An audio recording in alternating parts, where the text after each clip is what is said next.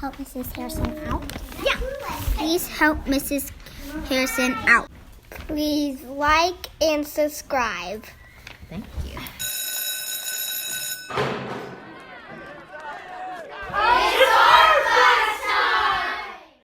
Lines that wiggle. For kids in pre-K through 2nd grade. Supplies.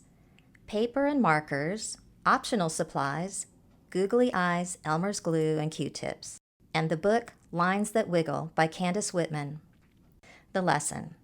Your students will have lots of giggles as they draw their own silly monsters.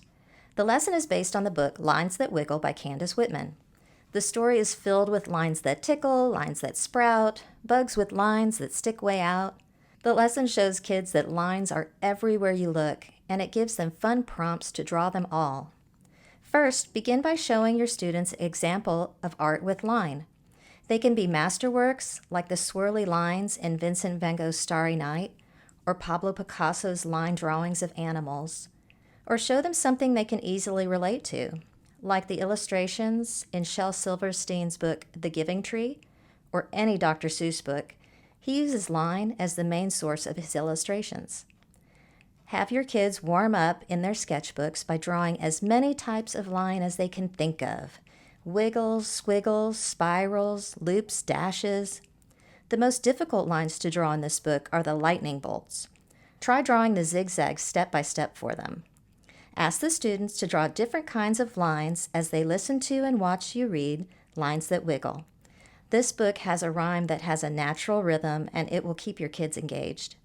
After reading the book, give out a new sheet of paper and ask students to create their own goofy, silly monster or scary monster. It could have 1 eye or 3 eyes or 10. It could have fur or hair or scales like a reptile. It might be a baby monster or an adult monster. Does your monster live in the jungle or in space or underwater? Does it have friends or enemies? Have them use pencil first until they have it just the way they want it, and then color it in with marker. Then place the googly eyes, the trays of Elmer's glue, and Q-tips on the table, and they'll really go to town. Lastly, have the kids give their monster a name that fits the character of their invented creature, and maybe name the land they live in as well.